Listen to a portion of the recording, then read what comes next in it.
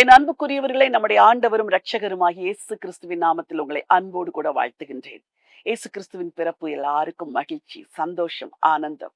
அவர் தருகிற ஆசீர்வாதங்கள் உங்கள் வாழ்க்கையை வளமையாக்கும், செழிப்பாக்கும், செழுமையாக்கும். ஆகவேதான் அவர் எவைகளையெல்லாம் கொடுப்பதற்கு இந்த பூமியில வந்தார் என்று நாம் தியானிக்கிறோம். எவ்வளவு ஒரு மகிழ்ச்சி!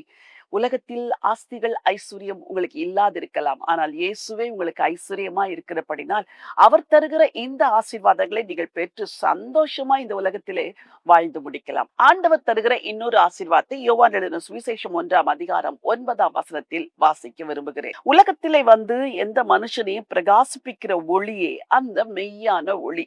ஆண்டவர் இயேசுவை யோவான் ஒளி என்று சொல்லுகிறார். உலகம் இருளாய் இருக்கிறது, குமாரனாகிய கிறிஸ்து ஒளியா இருக்கிறார். நீங்கள் வான்வெளியை குறித்து கூகுளிலே சர்ச் பண்ணி பாருங்கள். அண்ட சராசரம் என்பது மகா பெரியது. நாம் வாழுகிற பூமி, இந்த சூரிய குடும்பம் மிக சிறியது. இதை போல கோடிக்கணக்கான சூரிய குடும்பங்கள் இருக்கிறது. நம்முடைய சூரியனை விட கோடிக்கணக்கில் பெரிய சூரியன்களை தேவன் படைத்திருக்கிறார்.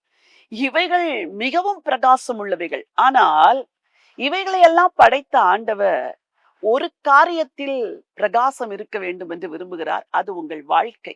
உலகத்தில் வந்து எந்த மனுஷனையும் பிரகாசிப்பிக்கிற மெய்யான ஒளி என்று இயேசுவை குறித்து வேதம் சொல்கிறது. சூரியன் உங்களை பிரகாசிக்காது, சந்திரன் உங்களை பிரகாசிக்காது. இந்த இயேசு ஒருவரே உங்கள் வாழ்க்கையை பிரகாசிப்பிக்கிறவர். உலகத்தில் வந்து எந்த மனுஷனையும் என்று சொல்லியிருக்கிறது. ஒருவேளை உங்கள் வீட்டில் உங்கள் கணவன், உங்கள் மகன், உங்கள் பிள்ளைகள் யாரோ ஒருவர் குடிக்காரராய், தவறு செய்கிறவர்களாய், தவறான வாழ்க்கையில் ஈடுபட்டிருக்கிறவர்களாய் இருக்கலாம். உங்கள் தகப்பனார் முற்கோபியா இருக்கலாம். உங்கள் தாய் இயேசுவை வெறுக்கிறவர்களா இருக்கலாம். நீங்கள் நினைக்கலாம், இவர்களெல்லாம் எங்கே இயேசுவை ஏற்றுக்கொள்ளப் போகிறார்கள்? ஆனால் இங்கே வசனம் சொல்கிறது, உலகத்தில் வந்து எந்த மனுஷனையும் பிரகாசிப்பிக்கிற மெய்யான ஒளி இயேசு என்று. உங்கள் வீட்டில் இவர்கள் ரட்சிக்கப்படவே முடியாது என்று யாரை நினைக்கிறீர்களோ அவர்களை இயேசு ரட்சிப்பார்.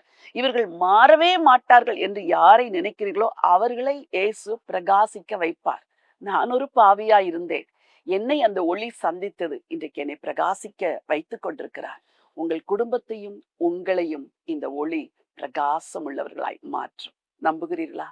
நீங்கள் நம்புவீர்கள் என்றால் இந்த வசனத்தை மனனம் செய்து இந்த நாளெல்லாம் அறிக்கை செய்யுங்கள்.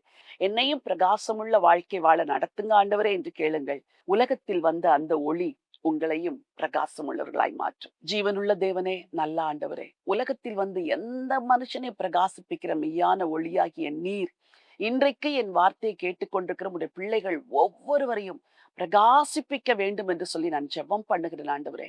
உம்முடைய வலதுகரம் கூட இருக்கட்டும். உம்முடைய வலதுகரம் நன்மைகளை செய்யட்டும் ஆண்டவரே.